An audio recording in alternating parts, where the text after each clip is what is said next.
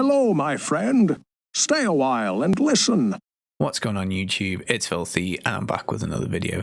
Today we're looking at speed 100s with every class in the game for Diablo 3 Season 22. Now the season starts on the 20th of November. Really excited, I'm going to play all the classes. So this is basically going to be every single build that I will play. Game footage in the background is 800 Paragon. Every build on this list can do GR100 speeds. Obviously some of them just need a little bit more gas than others. This is basically what I'll be playing across the course of the season. So if you do stop by Twitch, and I do stream every day at the moment, chances are from doing solo you'll see me playing something on this list. We'll take the classes in alphabetical order, and also we'll have D3 planners and timestamps. But other than that, subscribe if you're new. If you enjoy Diablo 3, we're still making plenty of content, and we will continue to do so once the season is live. But let's kick it off with Barb.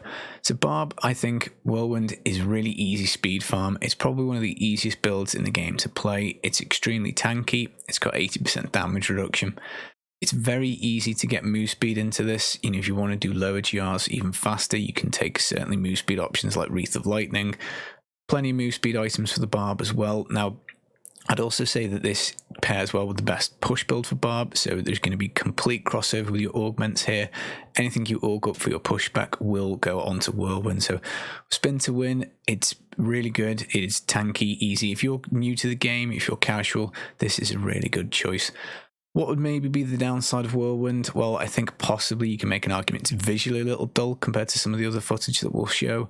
And also, I guess from casual point of view, Whirlwind isn't the Barb starting set. You're going to get the Savage pieces for that from Hydras. But all in all, it's not the worst thing in the world to set up. There are multiple options for weapons.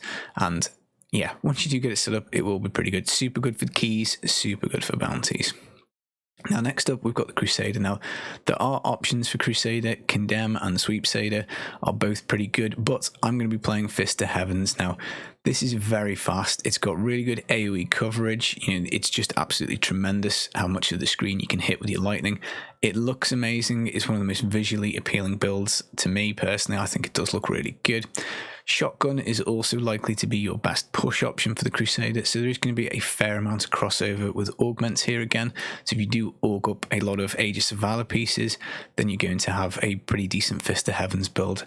Pretty much all Crusader builds next season will be running the Norvald set, so again, getting good pieces for that will be essential. The downside maybe for the Crusader, I'd say, is possibly this doesn't quite have the same hitting power as some of the other options, but you do get this juiced up Crusader. Scales really well into late games. The more and more Paragon that you get, the better the Finery passive works for you, so you will be hitting like a truck late game with this. And as I say, the AoE, the lightning, all in all, this is just an awful lot of fun and still really good for those bounties, really good for those T16s. Now next up we've got the Demon Hunter, and this is going to be the Gears of Dreadlands. So again, similar to Barb and Whirlwind, it is a spin to win. Now, I'd say this is probably the second fastest key farm build in the game. You know, it's easily doing 100 keys per hour. It is pretty tanky. We can add some more toughness options and keep a boss squirts, so we do actually get more damage out of the cube in a roundabout way. I'd say this is probably one of the easiest builds to set up in the game. The requirements to gear this out are very low, and it probably is one of the best out-of-the-box builds. Without the 4th cube slot, pound for pound, I've always maintained this is the best build in the game, and the extra cube is just going to be helpful for us. It is incredibly fast for low level speeds. You put yourself a Yang's, use Jack move speed, you can get augments done really quick. I'm debating rolling a Demon Hunter early for this reason. It's super easy to get augments done out. And the only thing that's probably stopping me from doing that is just the fact that I played so much of this build last season. Again, on the maybe downside, possibly it's falling into the visually dull category because, again, there isn't terribly much going on. But, again, if you like moving really fast, if you like spinning around and melting the screen, then this is a really good option. So speeds on Demon Hunter are fantastic. And again, this is one where the augments completely cross over to the push build. You're going to be able to aug up one set for everything, which obviously is phenomenal. Next up, we've got Monk, and this is going to be Patterns of Justice, Tempest Rush. Now, this is probably the most chill one on here. It's really easy to do this for speed 100s. It's quite fast. It's pretty tanky. Again, like the other builds on the list, you can put more move speed in it for kind of lower levels if you want to. I'd say this probably has the easiest boss kill on the list. You pretty much will pop the Rift Guardian pretty much as soon as you release any kind of flurry stacks on cold at kind of this 100-ish level. I would say it's probably maybe the second hardest on this listed gear because one of the fist weapons, the One Kim Lao, is quite rare. There's 14 in the pool, so It is a little bit of a sticking point, but once you do get it, it pretty much just melts out the box. Really nice. You can do pretty high levels even with rubbish gear and no main stat paragon.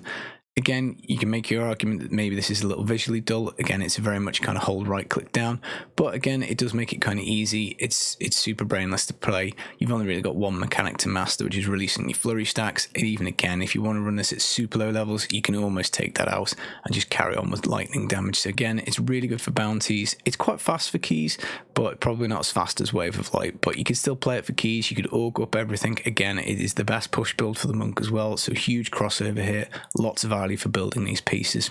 Now next up we've got the Necro. This is what I'm going to be rolling at the start of the season, and we're going to be playing Bone Spear. And obviously the Bone Spear's been reworked this season, so this is probably one of the kind of new entries. Everything else on this list you probably have played a lot already.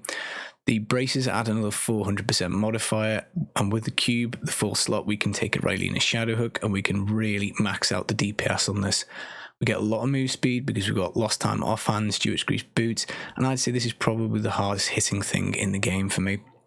I think it's going to be the solo XP meta. If you told me I could only play one class and I had to grind up as much Paragon as possible, I would build myself a Bone Spear Necro. And one of the good things is you can pick almost any element you like. Personally, I like cold because it does allow you to run the fastest, but if you fancy looking at poison for a bit, if you fancy looking at physical, you can swap this up. There's a nice teeth rune that looks a little bit like multi-shot. So there's a bit of flexibility in swapping the skill around. You don't just have to look at the same animation all season. On the slightly negative side, there is an amulet that is required to play this build. Again, there are 21 of those in the pool, so it will take a bit of time to pop out. But once you do get it, it will be absolutely smashing. I think this is probably one of the faster ways to get up to the tier 100 plus for solo speed farm. You'll see a lot of this on season. It's going to be a very popular build. Excited again because obviously as of this list, it is probably the newest entry in here. And also Bone Spear will be one of the better Necromancer builds. Maybe not the top push build, maybe it will, we'll have to see. But you're going to get really good value out of augmenting up these pieces. And next up we've got the Witch Doctor with the Mundunugu set. So this is Spirit Barrage. I think it looks amazing, it's a load of fun to play, it's really good for these lower speeds, really good for T16, really good for bounties. You deal AoE damage on the move. Obviously there's lots of flexibility with the fourth cube slot, and again the extra slot that we're going to get for next season is just going to be more damage. It can be more toughness, it can be more move speed. You're not going to have a bad time building Mundunugu Witch Doctor. On the slightly negative side for this one, I would say this is probably one of the harder ones to kill the boss. It can be a little bit tricky. There are some interesting mechanics with the Mundunugu set, but still it is the Witch Doctor's best option, and certainly you can still do speed 100s with it. You just obviously need to put a little bit of juice into this, but a really good solid one. I'm going to be doing this on hardcore. A lot of fun, and I really do like playing it. Lastly, we've got the Wizard, which is going to be the Hydras. Now, I think this is probably one of the most underrated builds in this game. I did find it fairly easy to do GR100s in 3 minutes on PTR. That was, again, not with perfected gear, no augments and all that kind of stuff. So I think this probably hits a bit harder than you think that it does. And it's certainly tanky with the natural 80% damage reduction. I'll probably start off on hardcore and Wizard and then move over to Witch Doctor, just because that damage reduction is absolutely crazy. Now, it's not the fastest thing in the world. I don't think you'd be clearing like 2-minute rifts with this just because of the way the mechanics work. You've got to place the Hydras down and they do the damage. But 3 minutes, you know, that's no slouch at GR100. Again, maybe on the slightly negative side for Wizard is this probably won't be the top push build. It is a good push build, but it will probably be Twisters. Maybe it'll be something on Legacy Dreams. So again, maybe you're not going to get quite the value augmenting this as you would do, let's say, anything else on the list. So that is the list, guys. That is the video. These are all the 7 speed builds that I'm going to be using. Obviously, I will tailor things for T16. We might have some specific bounty builds. I'm going to carry on making videos through the course of the season. I'm really excited to use that 4th cube slot. I'll probably also play some other builds just to keep it fresh, keep things mixed up. You know, again, Condemn, something that I quite enjoy. So there will be lots of different bits that work their way in. But if I had to get as far as I could in the game, these would be the 7 solo speed farms. And I always, guys, you look into these rifts in 3 minutes because it's just the most efficient for your own XP. But other than that, I've been the Filthy Casual. I hope you're all staying safe. I'll be back with some more videos really soon. Come see me on Twitch. Come say hello. Always love it when people come over from YouTube. Other than that, enjoy the rest of your day. I'll see you out there in Sanctuary. Peace.